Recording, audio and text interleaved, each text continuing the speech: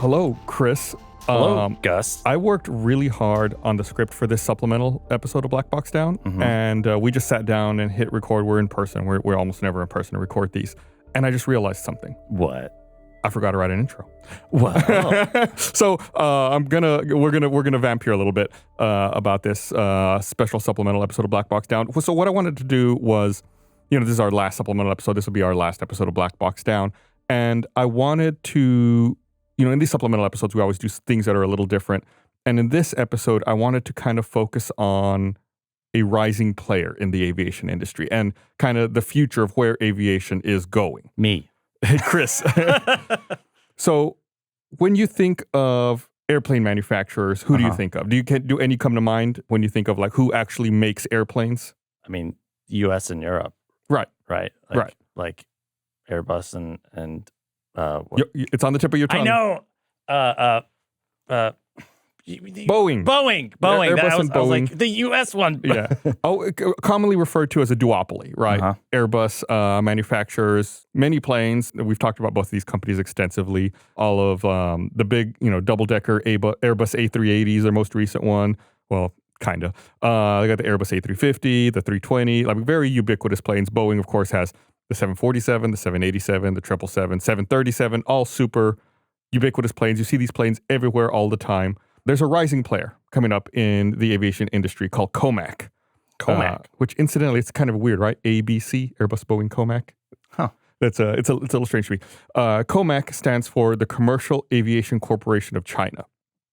And it's China's entry into making passenger aircraft, trying to break up that duopoly of Airbus and Boeing and introduce a third player. So I thought it would be interesting for us this episode to talk about comac, what's going on with that, what progress they've made, and also, again, this is a slightly weird episode. Chris and I had an opportunity to visit an air traffic control tower. Yeah. And see how everything works. So I figure once we talk about comac, we'll wrap up talking about air traffic control and the things we learned on this special supplemental episode of Black Box Down.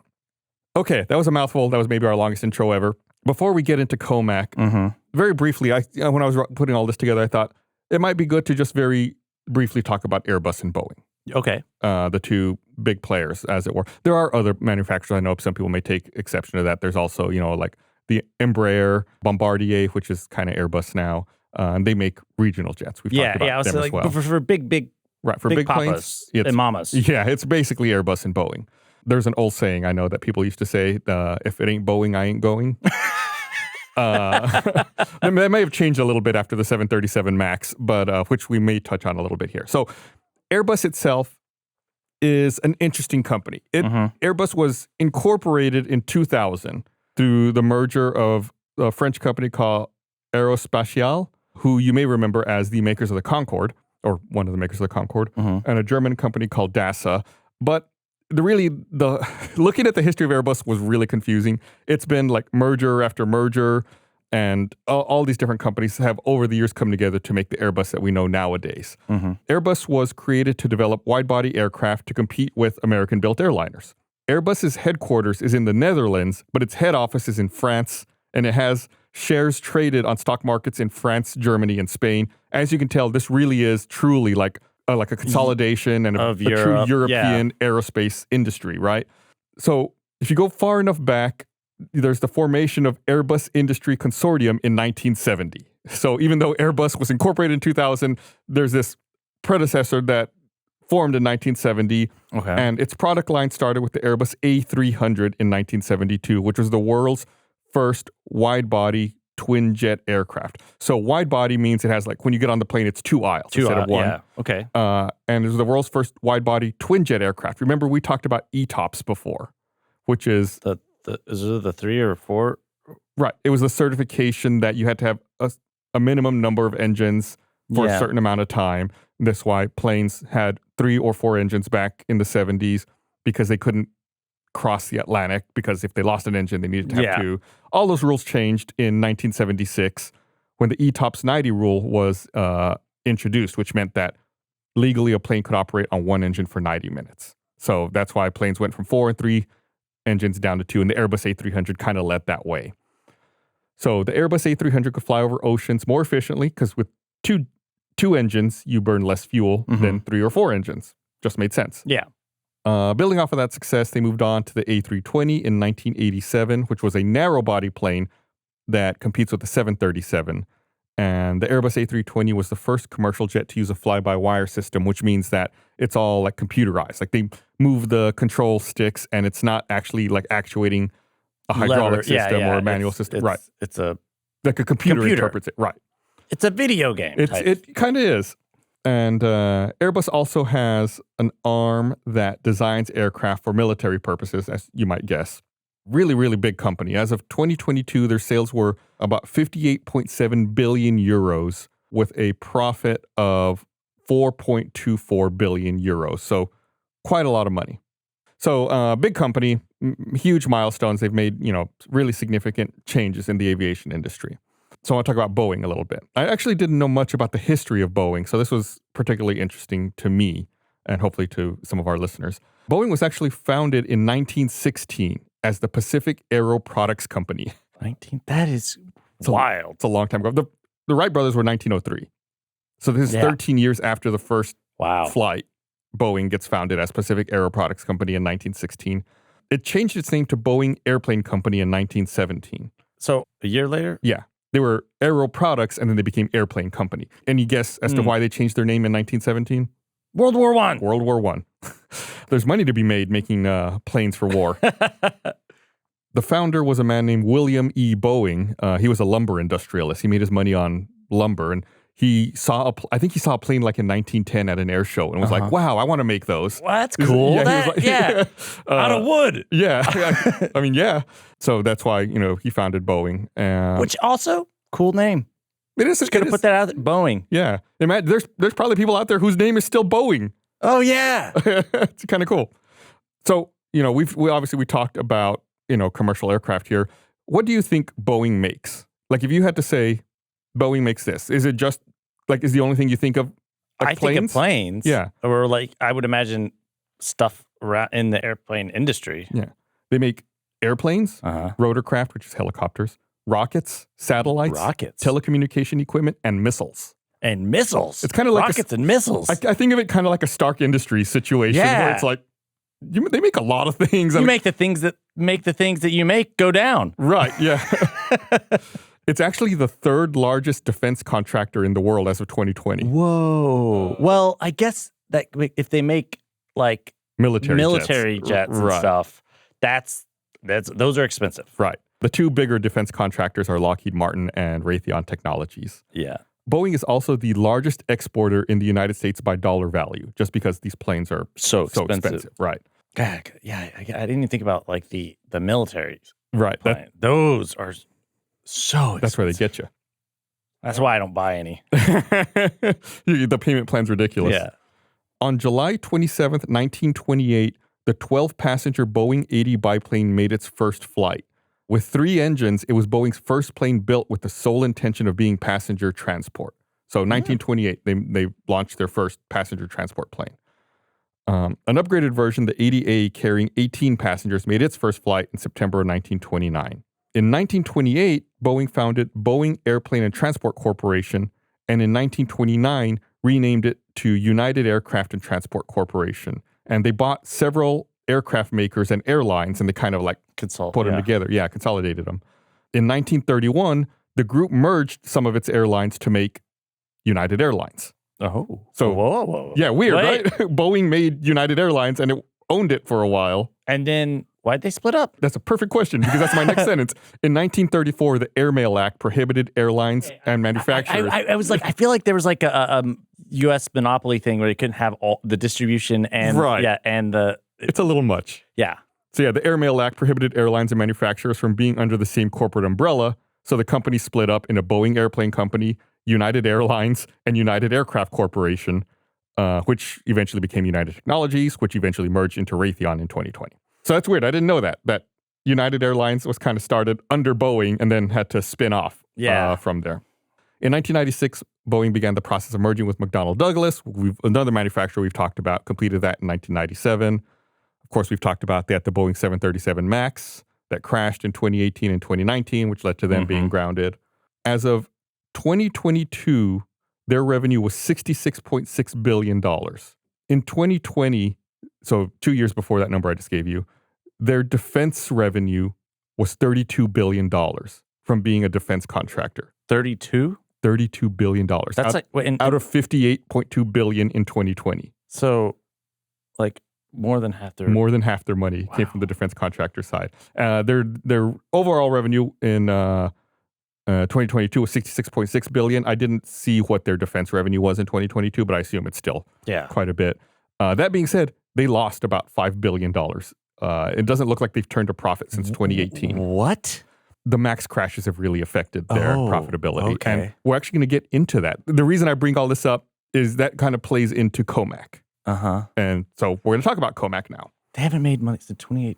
That seems crazy to me, especially with like defense contracts, which seem so lucrative. But well, if you think about the grounding of the MAX, was such a big deal, and they couldn't sell them for a while, for a couple of years. Yeah, and then also, again, planes are so expensive. So when you ground that many, and then also you lose. Yeah, okay. It's a big deal, and remember, it's not just. And we're going to get into all of this in this episode. It's not just the sale of the plane. It's also the support and the supply chain and everything else that goes into it. Yeah. This is a very... Once someone buys a plane, they're yours. Right. Oh, yeah, they definitely are. So again, why I don't buy planes. I already get mad when I have to rent my my equipment from my cable provider for my internet. It's like, just let me use my own modem. Okay, comac. So the big question, of course, is why bother developing your own aircraft manufacturer instead of relying on Airbus and Boeing? China's domestic aviation market is the second largest in the world behind the United States. 40% of passenger aircraft in China are from Boeing and 53% are from Airbus. So 93% of their domestic aircraft market is from Airbus and Boeing. Yeah. In 2019, Boeing estimated that China is going to need about 8,090 aircraft over the next 20 years. That's about a lot of planes. The market's about $2.9 trillion. How many planes do they currently have if they need that many more? Well, it's just the market is expanding and growing so rapidly. Plus, they are... It's a big country, too, so it's like hard to move. It's like, I feel like in Europe, you can get around so much easier on like a train or, like... Well, China actually has the most robust high-speed rail system in the world. That's right, they do, actually, yeah. And we're going to get into that as well. Okay. We have a lot of layers to get through. I love transportation. Chris, I spent so long working on this script and doing all the research for this. We're going to get into so much transportation stuff in this episode. So like I said, they need a bunch of planes, not only to expand and grow the market, but to replace aging planes as well. $2.9 trillion over the next 20 years. That is so much money, Chris. Yeah, and they're like, we want to put that money back into our economy rather than just, spend it somewhere else. Okay. On top of that, think about this. China's presidential plane is made by Boeing. There's also a national pride aspect to play here. Air Force One is a modified 747. Most heads of state fly planes made by their country. And they're like, And then on top of that, there was a bit of a controversy some time ago because there was a secondhand Boeing 767 that was purchased for use by Jiang Zemin in 2000 in China. But in 2001, the government claimed that it discovered 27 bugs in the plane's interior. Bugs? Like listening devices. Oh, bugs. Right. I was like, okay, that was not what I thought at all.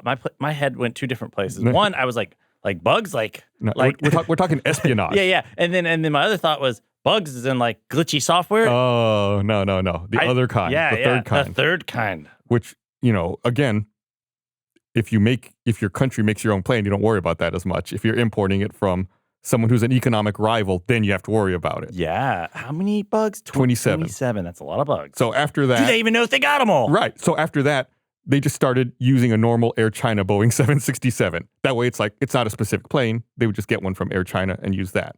An Air China 747-400 series was used in the past. However, those were retired in 2020. That would make me mad. Sorry, if you find out you're getting bugged like that. Right. I mean...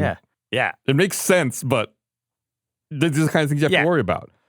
A Boeing 747-8 series was converted and tested and used for head of state transport. I'm just glad no one's secretly recording me. All my recordings are right here. So that's just like another wrinkle to think about. In 2017, Boeing sold 202 planes to China. That was a quarter of its deliveries for that year. Airbus announced a deal just last year in June of 2022 to sell 292 planes to Chinese airlines, and that deal was valued at $37 billion. So you hear all these big numbers, like you start to see, oh, this is why you want to maybe have your own aircraft manufacturer. That being said, Boeing actually has a 737 completion and delivery plant in Zhoushan, China, and Airbus has an assembly plant in Tianjin, China. So they do some work in mainland China, but the bulk of the work is done in their home territories. So if you hear like that 2017 Boeing deal I gave you and some of these older Boeing quotes and figures, well, they're from a few years ago because Boeing's been in a really uncomfortable place with China because Boeing orders were frozen after 2017 due to the economic trade war between the U.S. and China that's been ongoing. Furthermore, then that happened in 2017. The MAX crashes happened in 2018, 2019. Okay. So now then became grounded. So it's like this. Maybe this is why Boeing is losing money and hasn't turned a profit since 2018. Yeah. Especially if like a quarter of their deliveries were going over there previously. And all of a sudden you lose all of that. Right. Man. So you start to see where all of this is starting to come together and start to play together. Okay, all of that is just to set this up. Now we're really going to talk about comac. Comac, like I said, is a commercial aviation corporation of China, was established May 11th, 2008. It was jointly established by a company called AVIC, which is the aviation industry of China, and a few other manufacturing companies. AVIC itself was created in 1993 and was a state-owned company that was created to build components for military planes. In 1999, AVIC was split into two companies, AVIC 1 and AVIC 2. AVIC 1 focused on military and medium-sized aircraft. AVIC 2 focused on transport aircraft and helicopters. Eventually, AVIC 1 and AVIC 2 remerged in 2008. Splitting them up had just made redundancies and split resources. They were working on similar projects and sharing resources. So it ended up not really being a good idea. I just thought too, sorry, this is kind of going back to the reasoning of why. If you not say that China's like planning on going to war, but like if you go to war with a country and you're also buying all of your military planes from other countries, that's kind of like... Yeah, well, they developed their own military planes. Okay. And there are severe trade export restrictions on military technology from the United States. Okay.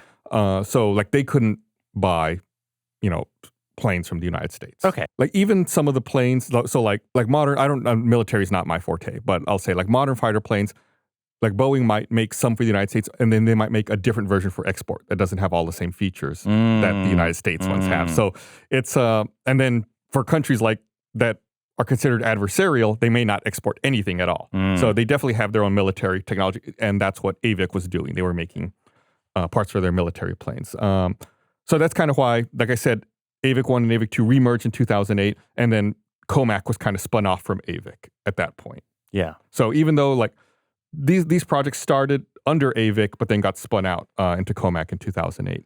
AVIC actually purchased a general aviation aircraft manufacturer called Cirrus in 2011.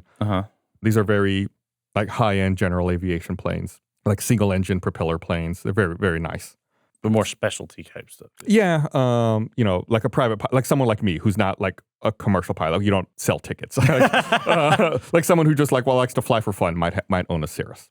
The reason comac was spun out was the thinking was that it might make foreign companies more likely to do business with them since they weren't a military company, right? It's like it would be weird if you're like, yeah, we're going to work with this company to make a passenger plane, but really they're owned by the military. So yeah, I get it. It's just like kind of separating things a little bit, make it a little more palatable, right? So comac was spun out, and they were given this program called the ARJ program. It was the Advanced Regional Jet. It was the first Chinese domestically produced plane that was going to be launched. And like we said earlier, like the dominant regional companies are really Embraer and maybe kind of Bombardier, who we've talked about before. So in March of 2002, AVIC 1 launched the ARJ program, which was officially called the comac ARJ-21 Zhangfeng, which means Soaring Phoenix. It's a cool name. It is. It's pretty cool. The plan was for the maiden flight to, like I said, so this launched in March 2002. The plan was for the maiden flight to happen in 2005, with commercial service starting in 2007. Of course, there were delays. The first prototype rolled out December 21st, 2007. It didn't make its flight till November 28th, 2008. It didn't receive certification until December 30th, 2014. Oh, wow. That's way late. It's a super long process. And then it was introduced by Chengdu Airlines on June 28th, 2016, flying from Chengdu Shuanglu Airport to Shanghai in 2 hours. So they wanted commercial service to start in 2007. It didn't make its first flight till 2016. So 9 years late. Yeah. Not as bad as the Berlin airport, but still late.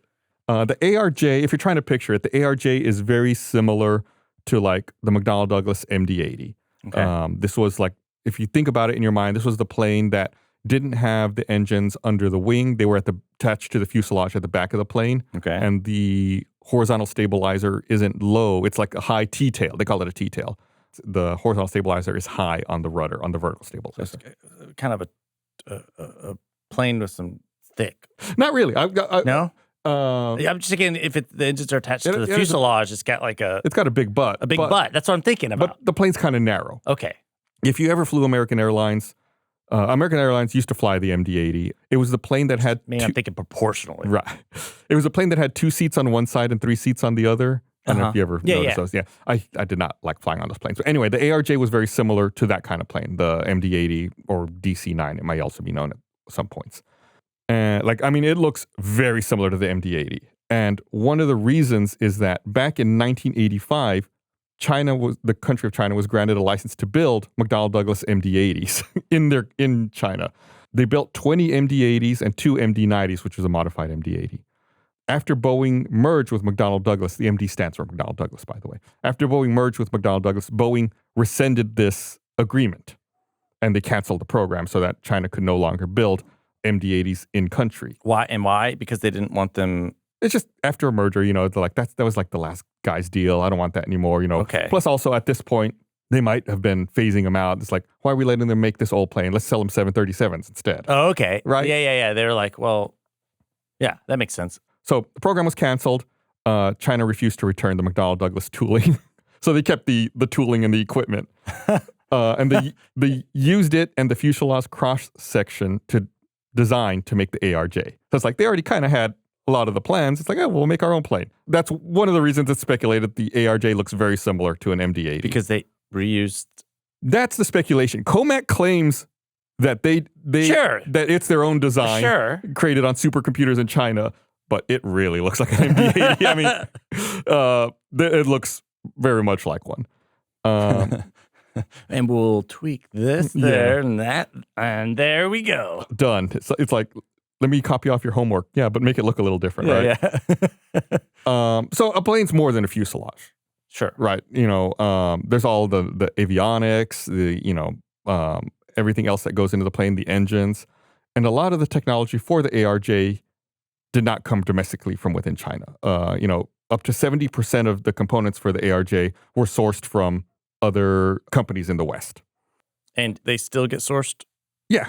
So that's okay. That's just the way that it's made, and that's just how it's designed.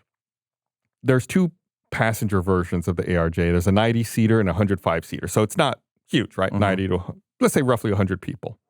They also have some freight versions, and it's got a range of 1,200 nautical miles, but it's upgradable if you buy like an upgraded version to 2,000 nautical miles.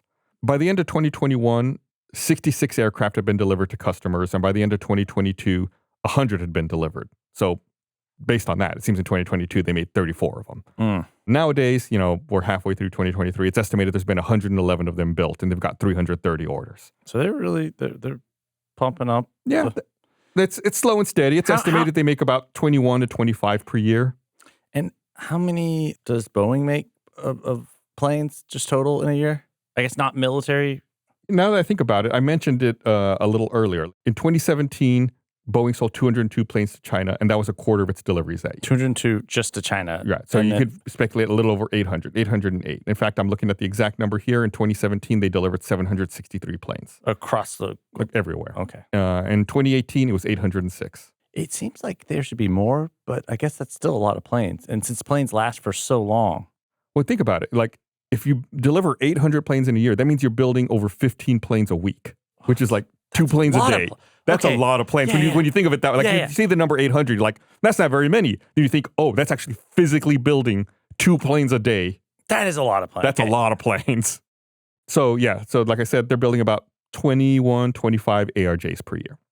Not as many, but if you think about it, if you round that up and say 26, that's one every 2 weeks that they're pumping out. ARJ costs roughly $38 million per jet. And as we mentioned earlier, China has the most robust high-speed rail system in the world. So regional jets are weird in China because they have to compete with high-speed rail. Mm-hmm. So like the regional jet market is very niche in China because it's like, why would you take this regional jet when you can just take a high-speed rail to where you're going, which is cheaper, So probably runs more frequently.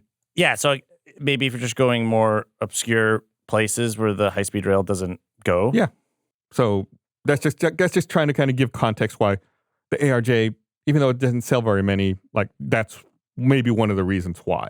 Has anyone bought any ARJs outside of China? So the only orders for the ARJ are all Chinese companies, with the exception of General Electric, GE, which is presumably for engine testing, the Republic of Congo, and Laos. Laos? Yeah. An airline in Laos purchased or has ordered 2 of them. And wait, why did General Electric buy it? So the branch of General Electric that ordered these planes, they ordered 5 of them. That's a lot. It is. It's General Electric Capital Aviation Services, which is a commercial aviation financing and leasing company. So they probably have the orders in order to lease them back to an airline. So if an airline wants to use the plane but doesn't want to buy it, they can lease the plane. Okay. Who's what? I don't. This is very that. common. This happens a lot. Yeah. A lot of airlines might not own a lot of their planes. They lease them from from a holding company. Are they? It's just like people who you have the option to buy a car, you can lease a car. But are they leasing it? I guess what countries are they leasing these? Are they doing it in China? It's probably being leased back to an airline in China. Okay, that's what I was wondering. Yeah. Is it being because they now have this infrastructure and they're like for all these planes, so they probably right. It's just okay. And then, like I said, the other ones were the other countries were Laos, Indonesia, and the Republic of Congo. Okay, let's see here. Laos, this airline ordered 2. Indonesia ordered 10, and the Republic of Congo ordered 4. Are these planes cheaper than the equivalent like Airbus or Boeing? Airbus or Boeing don't really make a direct competitor to this kind of plane anymore. This would be more of a regional jet. You'd be looking at like an Embraer or a CRJ or something. I'm just wondering. Yeah, like if you're like I'm on the plane market, and what would make you consider buying one? You know, other than like you said, to serve back to China. Well, we're going to get into that as well. All right. So before we get into all of that, I want to talk about the C9, the next plane that Comac made, the C919, because that I think is more important to these questions you're asking. Before we talk about the C919, though, there was a quick note I wanted to give. It's been estimated that, again, a lot of this is unknown.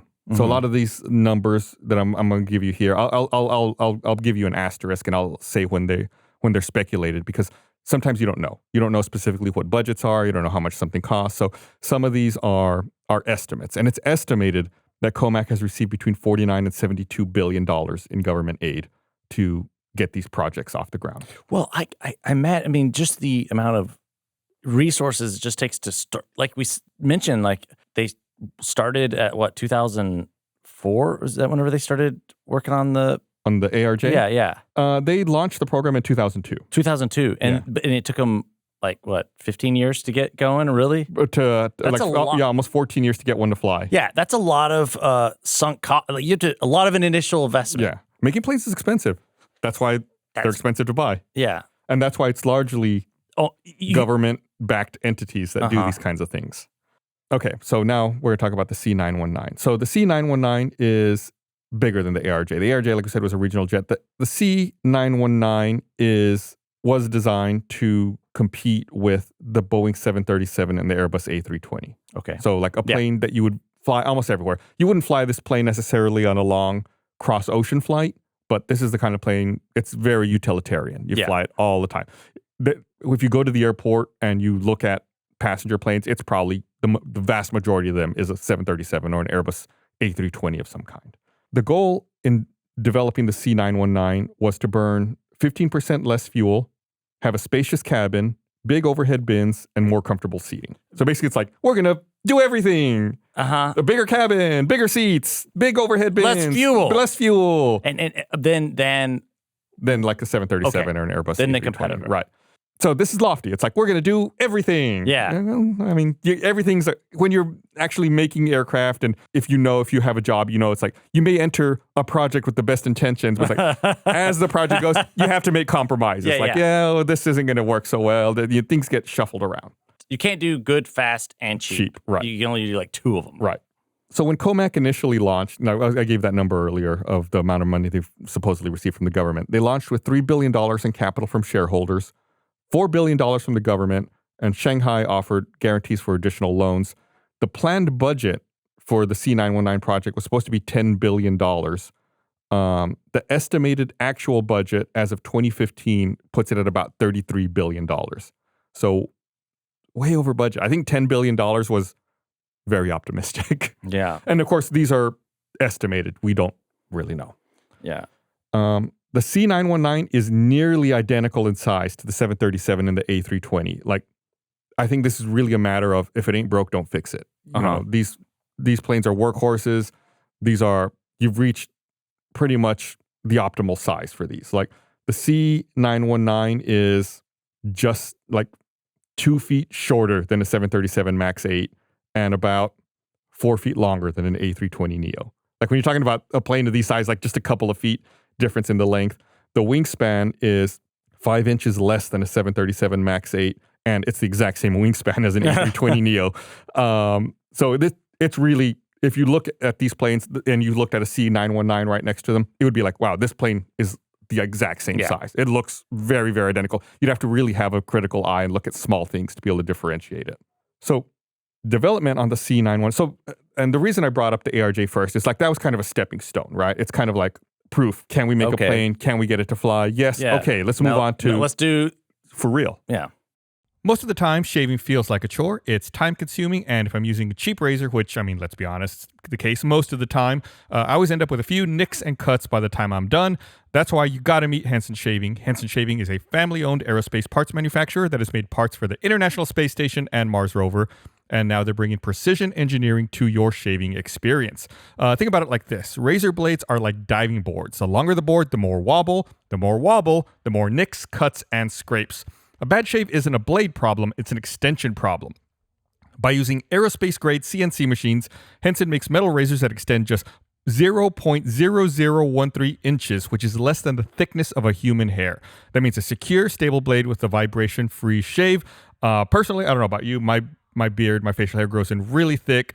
And it's very difficult to deal with. I always have to make sure I try to get a razor that can handle it and doesn't bend to the will of my thick facial hair. And the Henson razor is absolutely phenomenal. It's great. I used to dread having to actually shave with a razor and get that close because it was just constant nicks and cuts.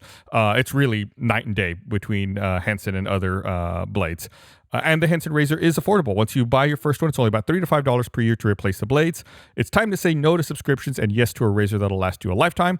Visit hensonshaving.com/blackboxdown to pick the razor for you and use code blackboxdown. You'll get 2 years worth of blades free with your razor. Just make sure you add them to your cart.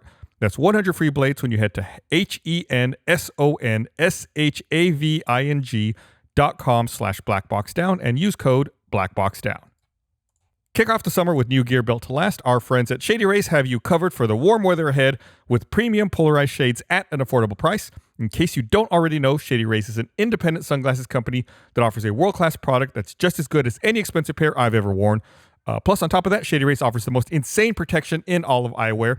Every pair of sunglasses is backed by lost and broken replacements. So if you lose or break your pair, even on day one, they'll send you a brand new pair, no questions asked. My Shady Rays are a go-to. I make sure I have them in my bag at all times, especially now, summer here in Austin. It's super bright, super hot. Got to protect my eyes, and I got to make sure they're always within arm's reach for me. And if you don't love them, you can exchange them for a new pair or return them for free within 30 days. There's no risk when you shop with Shady Rays. Their team always has your back. So exclusively for our listeners, Shady Rays is giving out their best deal of the season. Go to shadyrays.com. Use code BLACKBOXDOWN for 50% off 2 or more pairs of polarized sunglasses. Try for yourself the shades rated 5 stars by over 250,000 people by going to shadyrays.com and using code BLACKBOXDOWN. There's nothing worse than checking your bank account and seeing you've been charged for a subscription that you forgot to cancel. Or worse is when you try to cancel a subscription, the website makes you double, triple, even quadruple confirm. Yes, you really want to cancel.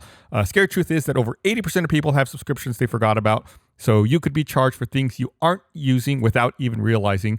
Thankfully, Rocket Money is a personal finance app that finds and cancels your unwanted subscriptions, monitors your spending, and helps you lower your bills all in one place. Rocket Money quickly finds your subscriptions for you, and for any you don't want to pay for anymore, you just hit cancel. Rocket Money cancels it for you. It's that easy. They take care of it. Over 3 million people have used Rocket Money, saving the average person up to $720 a year. Even myself, I was surprised to see stuff that I was still paying for that I forgot about. You know, you just kind of leave it there. It's on autopilot and you forget. But Rocket Money found it for me. It was there's a subscription service I'd forgotten about, and I just had to hit cancel, and Rocket Money handled it like automatically on its own. So stop throwing your money away, cancel unwanted subscriptions, and manage expenses the easy way by going to rocketmoney.com/blackboxdown. That's rocketmoney.com/blackboxdown. rocketmoney.com/blackboxdown. Let's do the C919. Development started in 2008. So they hadn't really finished the first one. Oh, no. That was still in the works. And because remember, 2008 is when Comac spun out from Avic. So that's probably why they were like, okay, now that we're our own thing, let's spin up the C919. And production began in December 2011. And the goal was to have a maiden flight in 2014. In 2010, they had reportedly hoped to make 2,300 C919s, aiming to produce 150 planes a year by 2020. So you were asking earlier about how many per year. Their goal is to make 150 a year by 2020. Canada's Bombardier Aerospace began collaborating in March in 2012, helping them figure out supply chain services, electrical, human interface, cockpit, flight training, flight testing, sales, marketing. It's very complicated. Yeah. A lot going on. However, of course, there were delays. The first prototype didn't roll out until November 2nd, 2015, so about 7 years after they started. Mm-hmm. The maiden flight was May 5th, 2017. So 3 years behind schedule at this point. I guess that's okay. Not bad. It's not bad. Not bad. It's not as, We've talked about way worse lately. Yes. So that's where I'm like, my frame of reference is not that bad. Yeah. So they started in 28. They were hoping to have a maiden flight in 6 years. It took them 9. So if you think about it that way, it's like 50% longer than they were expecting. That's kind of not great. Yeah. But also, it's only 3 years. Yeah. So even though the maiden flight was May 5th, 2017, the first production one was finally delivered to China Eastern on December 9th, 2022. So it was another 5 years after that they finally delivered a finished product. I mean, to granted, China there was Eastern. also COVID there. Right. So true. And the reason that I thought to do this episode and to talk about this was that the first commercial passenger flight was just recently. Oh. It was May 28th, 2023. It was just a couple of weeks ago before we were recording this podcast. And how'd it go? Fine. No problems. Yeah. Flew just fine.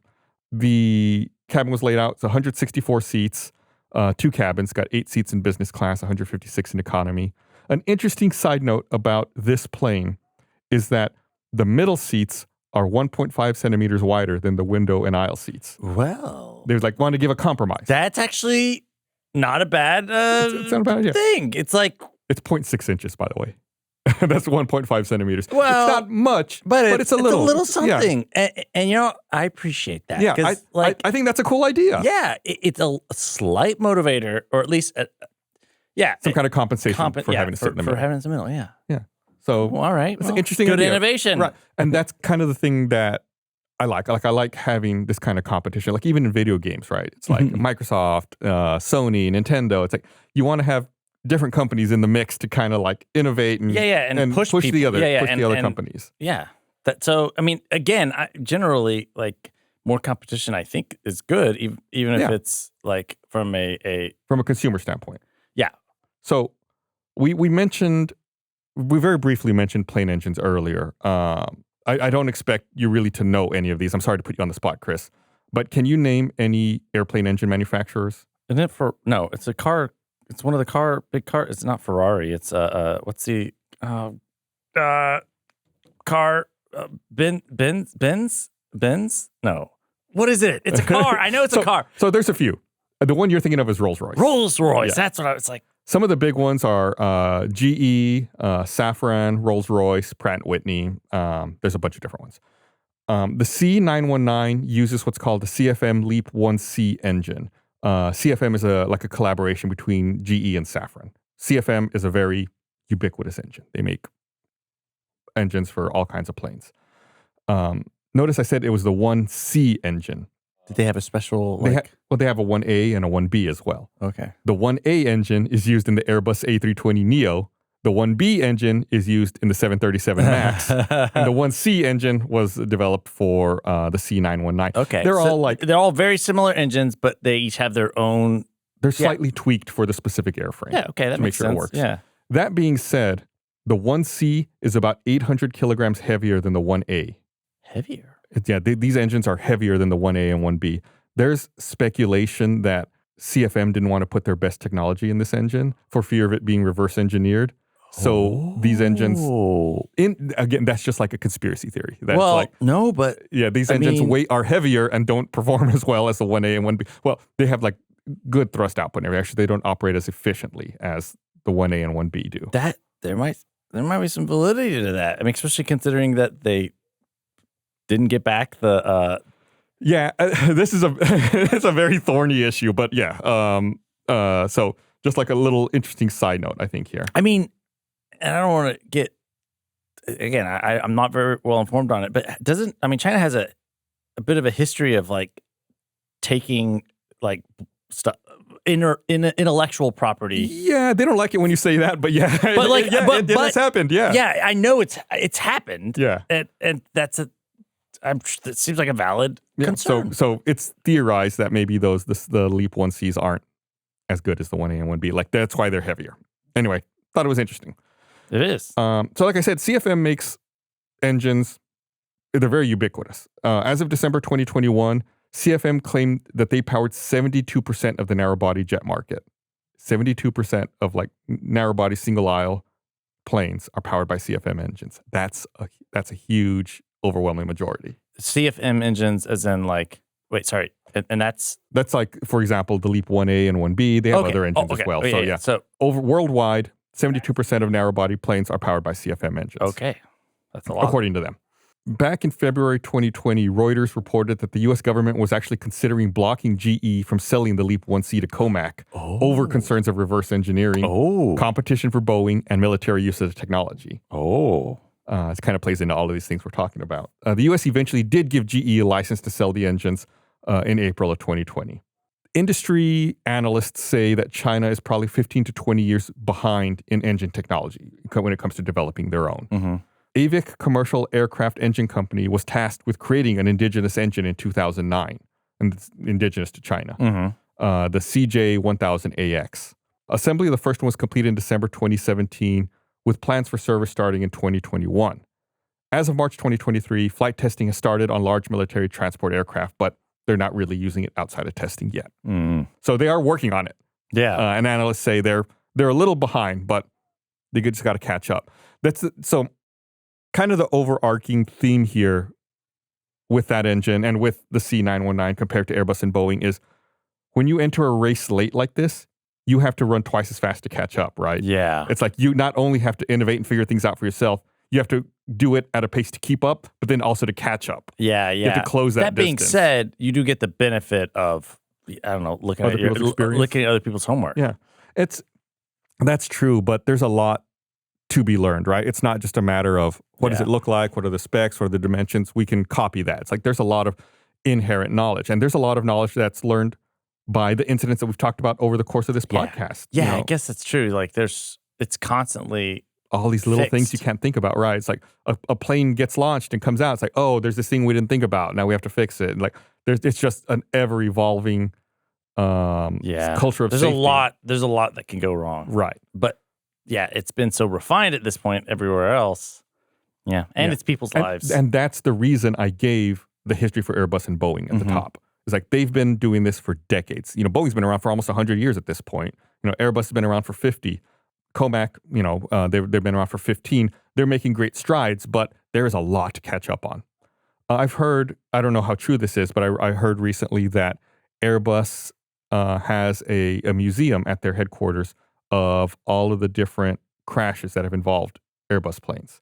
And when a new employee gets hired, they have to go through there. Oh, Like so it gets reinforced how serious your job is. Yeah, which is I think that's good. I think it's to have the frame of mind of like embracing failure so that you don't let them happen. Right. Yeah, and like I think you have to respect the responsibility you have. Yeah. No, that's actually really that's good. Yeah. Anyway, so by January of 2023, comac had reported 1,200 orders for the C919. And like I said earlier, they wanted to expand their production capacity to be able to make. I'm sorry? 1,200 orders. Right. How many of those are in China? Good question. I'll answer that in a second. Like I said, they want to expand their capacity to be able to make 150 aircraft a year within the next 5 years. So they know that it's going to take a little while to catch up, but they're hoping to expand their production to be able to make more quickly. So you asked how many of those orders are domestic. Pretty much all of them. Yeah. And we'll dive into that a little more here in just a bit.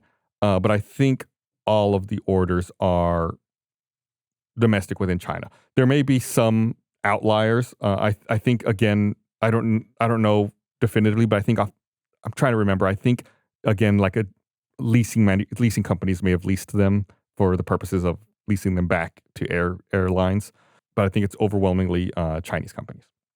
So their goal, comac's goal, is to take a fifth of the global narrow body market and a third of the Chinese market by 2035. They expect 2,000 sales in the next 20 years. So they're really gunning for it, right? Yeah. They want to take a fifth of the world and a third of China. So they know they're going to start more in China. They're going to try to skew more heavily. And that makes sense, you know. Yeah. I think it's not like an overwhelming like a mandate of any kind, but I do think a lot of American-based airlines try to buy Boeing when they can. A lot of European-based airlines try to buy Airbus when they can. But at the end, it's still a financial decision, right? You're still going to look at your the quotes and what makes the most sense to operate. And you're still going to these are businesses. They're still going to try to make money.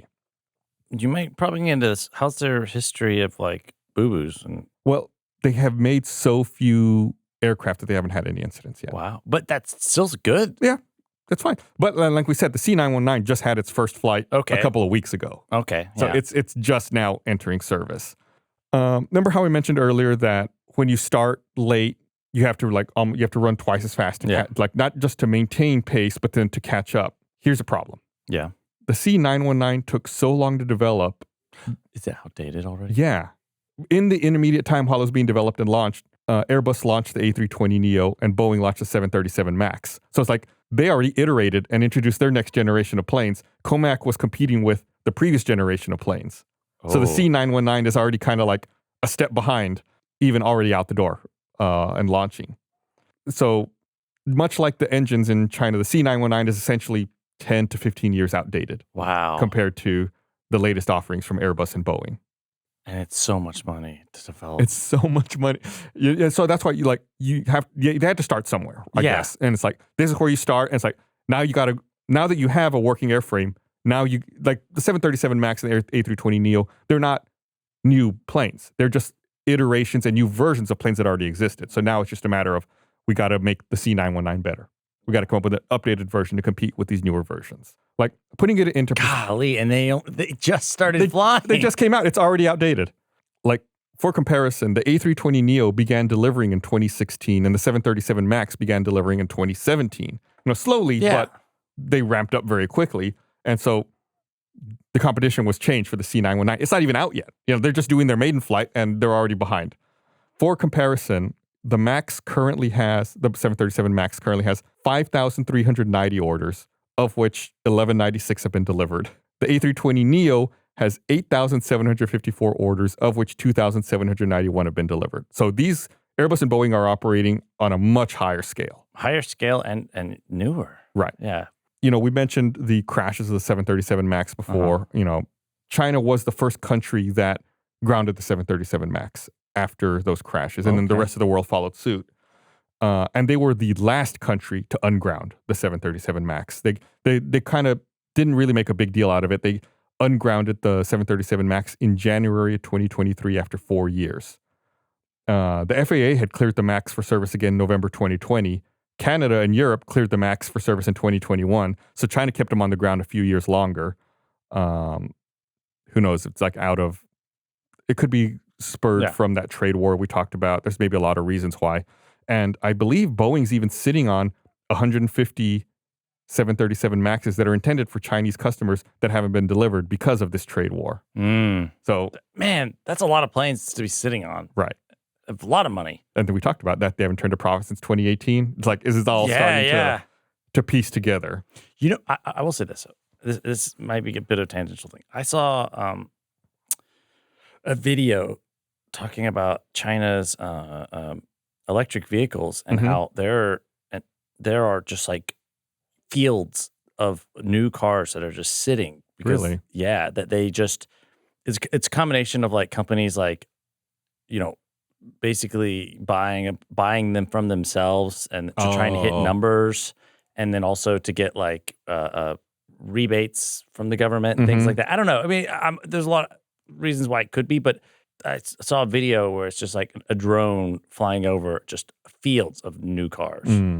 And same thing with like electric bikes and stuff like that. There's certain, so I don't think they would do that with planes, but there's also some like, I've heard, and some of this like speculation, just some like fudgy number stuff come about those things that are from China. And because it's not like a free market, they can get away with some more fudgy numbery stuff. So I don't know. Just I don't know how that would play in with planes. Planes are much not only a higher dollar amount, but they're also physically so big. Yeah. It's like it's difficult to do that.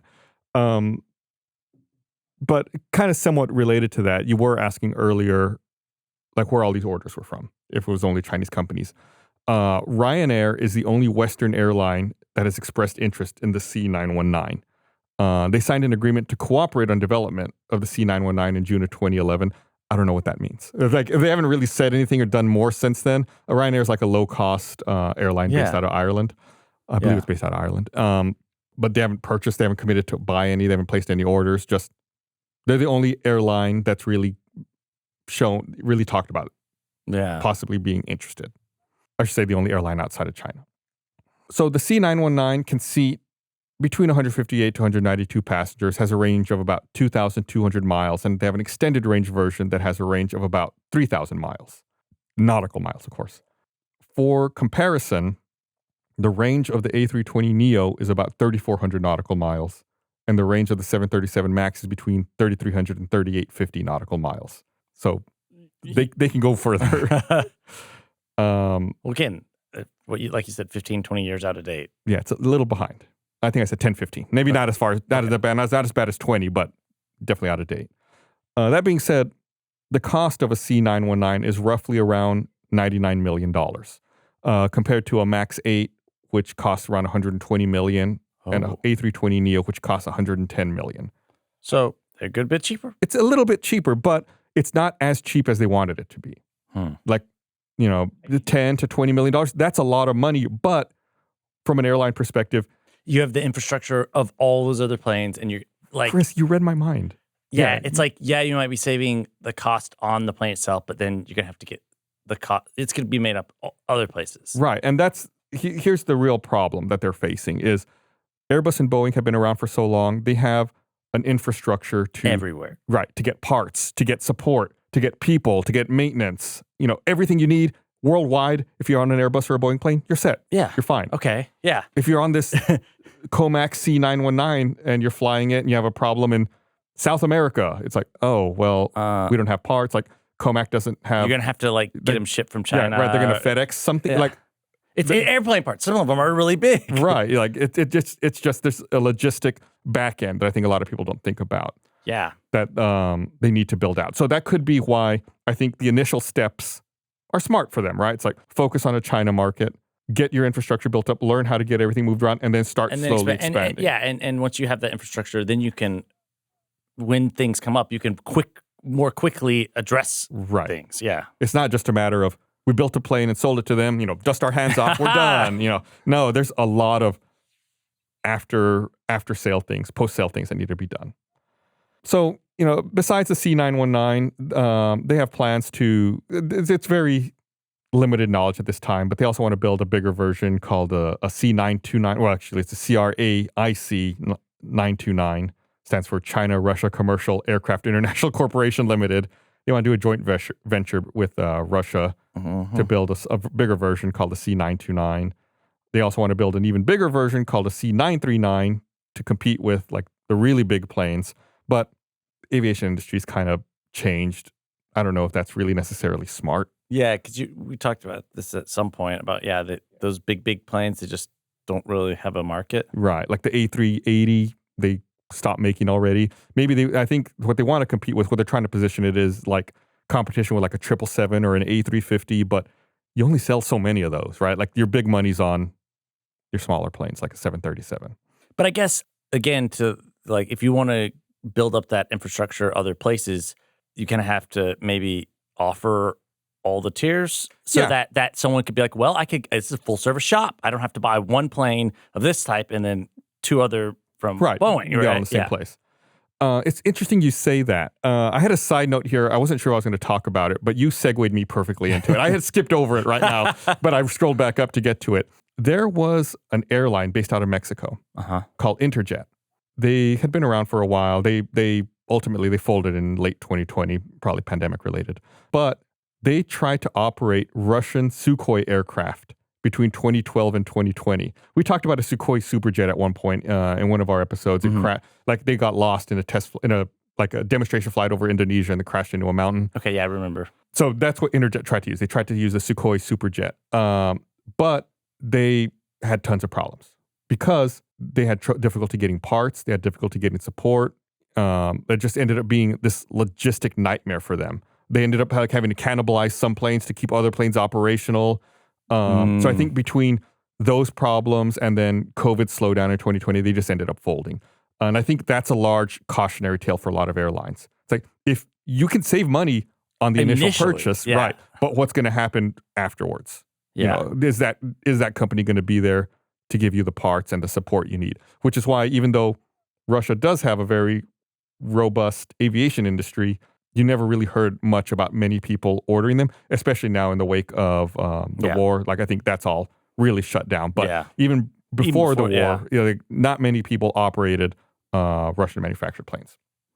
Anyway, that was my side note. So I thought you segued into that perfectly. And we talked earlier about like stealing intellectual property and espionage. And there have been very serious allegations of espionage on behalf of or laid against the Chinese government in trying to build their aviation industry up. In 2019, 4 people were arrested in the United States on espionage charges. Oh. And in November of 2022... Were they Chinese citizens or American citizens? Well, I can speak to one specifically. Okay. This was a Chinese citizen. His name was Yan Junshu. In November of 2022, he was convicted on counts of conspiracy to commit economic espionage, conspiracy to commit trade secret theft, attempted economic espionage, and attempted trade secret theft. The U.S. court found that he played a key role in a plot to steal trade secrets from Western aerospace firms for the purpose of helping the C919 commercial airliner program. He was sentenced to 20 years in prison. There's a documentary series that I think their first episode just came out yesterday on TV. I haven't watched it yet. That talks a lot about this. Yeah. And I guess what they were doing was they were contacting engineers who worked like at GE, for example, via LinkedIn and saying things like, hey, we're having an aerospace conference in China. Would you like to come give a talk? And, the engineers would agree to do it. Yeah. And then they would take material that they shouldn't be taking to give in the presentation. Like there's material that you need permission from the U.S. government in order to take it out of the country. And they were just like loading it up on USB drives, giving their talk. One of them... Wait. They were doing... The presenters were doing this like... Just like, oh yeah, they invited me to go give a talk. I'm going to go give this talk. Like, not thinking about what it is that they're taking. One of the presenters left a USB drive with all the secrets in, at the university he was giving the talk at in China. He asked if they could send it back to him and they never did. So it's stuff like that. Yan Junshu is one of those people who contacted, I believe he contacted a GE engineer, I want to say out of Cincinnati it was, and flew him out to China. It's a whole... And how did he get caught? In the U.S.? Was he in the U.S., I guess? Well, I think what happened... Because I imagine they wouldn't extradite him. I think what happened was the FBI got in contact with that GE engineer, had him almost act like a double agent, feed information to Yan Junshu, arrange a meeting with him. I think it was in Brussels. to like exchange more information, got him to come up in Brussels, and then they arrested him in Brussels, brought him to the United States, and that's how they're trying him. So yeah, it's like a spy movie kind of stuff is going on here. So the United States government alleges that there is espionage going on and that secrets are being stolen. Well, you say alleged. This guy was convicted, right? Yeah. So, I mean, unless... I guess there's no beating around that. He definitely was convicted, sentenced to 20 years in prison. In January of 2021, the Trump administration added comac to a list of companies that supported China's military. This meant that companies would be subject to a ban on new U.S. investment, which forced American investors to divest their holdings of these blacklisted firms. The Biden administration issued a new list which removed comac. So comac's been kind of, the U.S. government has their eye on them. So I'm curious to see how this all plays out and where this all goes. I think, and they even split up purposefully, right, to try to remove themselves from the military. I think that we're going to see. I think China's committed to making this work. I think even if they lose a lot of money in the short term, I think they're going to keep working on this. And I don't know if we'll ever reach a point where American Airlines or United are going to be flying comac planes, but I think we are going to reach a point where we're going to see them, flying around various countries in the world. And I'm really curious to see how quick that happens and how that all plays out. So that's why this is kind of like, this whole episode is just kind of setting the stage. This is just so you learn what's happening about comac. So when you see it in the future, like, oh, I know what that is. I know how all this happened. I know the story behind this. But that's it. That's really all I have about comac and the development of the C919. It's been really interesting looking into all of this. There's so many like little twists and turns. And I mean, I think the innovation of having a bigger middle seat is kind of cool. I hope we see more of that. I would like to see other new, fresh ideas like that. That's a really cool idea. Before we wrap up, I did also want to talk about, you and I had an opportunity to visit air traffic control here in Austin a couple of weeks ago.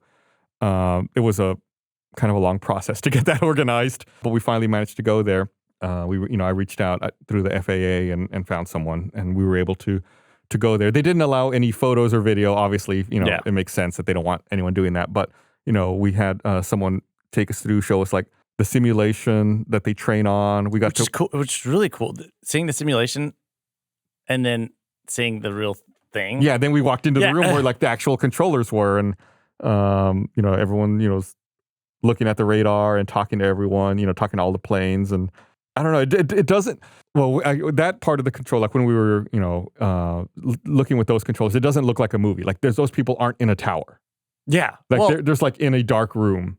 Yeah. Well, it looks like a movie in a different way. Right. Like it looks like a submarine set. That's what I kept thinking. I felt like, Hunt for Red October. It was like a dark room and everyone's just, huddled over a screen and talking. Yeah. And it was really interesting to see. And then, we got to go up into the tower, which is a lot more like what you would see in a movie. That's got windows everywhere. You could see really far from the tower. Really far. I mean, that's the point, but yeah. But and I was talking about like how crazy far you can see, but it's like, oh yeah, and I think you mentioned it's like there's regulations about building stuff in the area, right? So that they can see, right? Yeah, so that they can have a view of everything going on, and it wasn't just like the airport. It was like you could see like way off into the distance, even though it was hazy that day. Like we still see really far. The whole thing was really neat. Really get to see all the behind the scenes, how everything works. Got to see people actually doing the work. The person who gave us the tour, talked about what a great job it is, and I think that's one thing I've posted on social media for us before. I don't know if we've ever talked about it in an episode, but it's like, if you ever see the opportunity to apply to be an air traffic controller, you should absolutely do it. Yeah, especially if you're young. Yeah, and that's the thing is you have to be, I think, 31 or younger when you apply, because there's a mandatory retirement age of 56, and they want to get 25 years of work out of you. And the thing I learned was the way that their shifts work. They were telling us how they'll spend 90 minutes on doing air traffic control, and then it's a 30-minute break. Yeah, they have to take the break. Let's take a 30-minute break, and they have like a bunch of different things for people to do to take their mind off of work. Like he said they could play video games, watch movies. I think we saw a couple of guys going out to play basketball. Yeah. And And then so they take a 30-minute break and then it's back for another hour and a half. Because it's it's really taxing, right? It's not like you could sit there You have or to be focused. right. You can't pull your phone out, or you can't browse the internet or do something else. Like you are 100% focused on the task at hand. And you want to make sure that you're still really sharp. But I mean, really, the guy who gave us the tour, said that they're always looking for people. That another interesting thing he said was that he's seen people show up to try to be air traffic controllers that have college education, master's degrees, and they can't do it. And sometimes someone will show up with like a high school degree. It's like you don't need any degree. You don't need college, right? You just have to get qualified through the. I think you need a high school degree. Okay. And he said, some guy will show up with no college experience at all and be like the best air traffic controller in the world. So he said he's been doing it for a long time. I think he was close to his 25 years, if I remember right. That there's just like some X factor in some people. Yeah, so certain ways people's brains work really great in it, and some people's don't. Yeah, and I think that's the big thing. It's like if you think like, oh, I didn't go to college, like if you're down on yourself, like I'm not smart, I can't do that. It's like you might be able to. Like maybe your brain just like organizes things in a certain way that you can look at it all and do it all. You don't if maybe you didn't do good traditionally in school, but you might have just because it's not all about grades. Yeah, and with 25, the other guy, I know I keep saying this, but like another thing that I thought was really fascinating was how they talked about how like after 25 years you retire. It's like if you start when you're 20, 22, you could be retired before you're 50. That's crazy. And like the retirement options he talked about were like really good.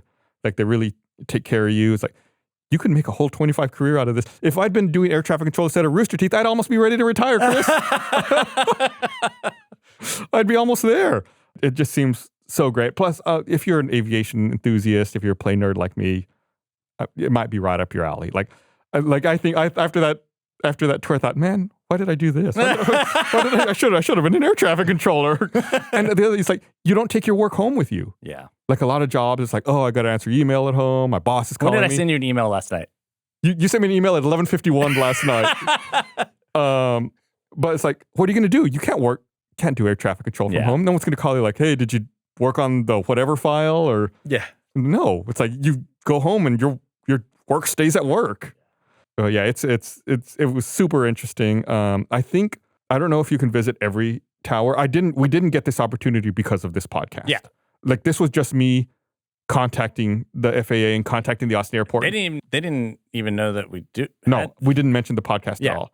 They asked, so what are y'all doing this for? And I just said I'm a pilot, and which is true. Like I wanted to learn how it works. Like, oh, I'm just here because I'm curious and interested in seeing it. And so so I don't know if you can do that at every tower, but I mean, I assume they're all different.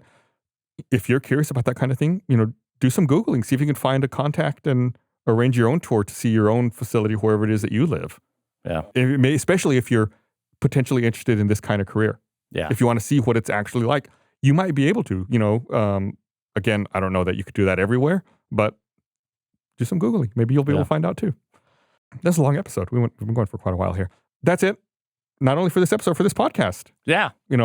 I think we both, I know we both have other projects that we're working on that we're hoping to launch soon.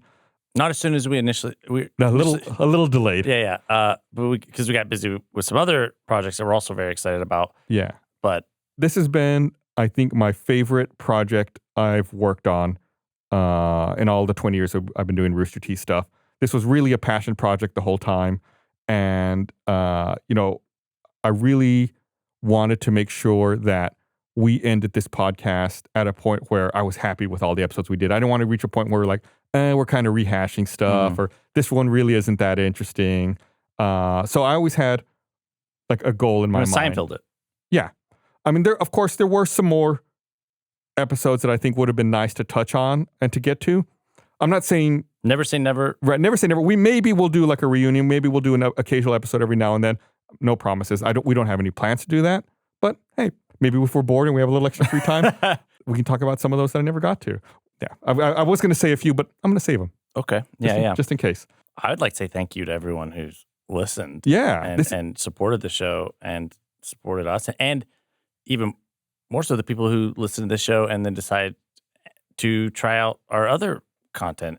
And if you're thinking about doing that now, that'd be awesome. Yeah. As well. We have Tales from the Stinky Dragon, which is our D&D podcast, which is available. It's basically a comedy podcast. You don't have to know anything about D&D or even like D&D. Right. It's really just about making each other laugh. And then one of the other things I wanted to say was that one of the other goals of this podcast was to make it evergreen.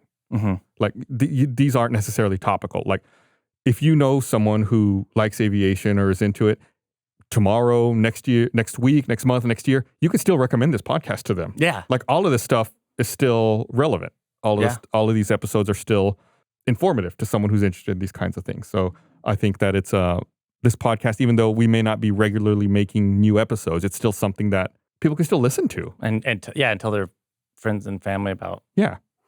So thank you. Yeah. But yeah, like Chris said, huge thanks to everyone who listened. This podcast was way more popular than I thought it would ever be. I thought we would just get like a handful of people to listen to it and we'd do like 10 or 20 episodes and we would get canceled. But instead, we had tens of thousands of people listening and got to go for as long as we wanted to go, which I think is amazing. Yeah. Yeah, that's it. Thank you. And thank you, Chris, for listening along and learning with me over the last 3 years. You remember taking me along. You remembered a car company made jet engines. Just in terms of like stuff to follow, if people want to continue to listen stuff and what we're doing. I mean, I would say Tales from the Stinky Dragon is the big one right now. Search for it wherever you get podcasts. We have tons of fun with that. I think that podcast is more popular than Black Box Down now. Black Box Down was definitely beating Tales from the Stinky Dragon for a long time. I think Tales from the Stinky Dragon is beating Black Box Down now. So if you're thinking about listening to it, get on the band. Yeah, jump on. That and just at roosterteeth.com, we'll make a lot of stuff. Mm-hmm. And then always, on our social media, we have Black Box Down and then personal Gustarola or I don't use social media anymore. Okay. I'm done with it. I'm an old man now, Chris. Well, I'm Chris Damaris on everywhere on social media. Cool. All right. Well, thanks for listening, everybody. Thanks. Bye.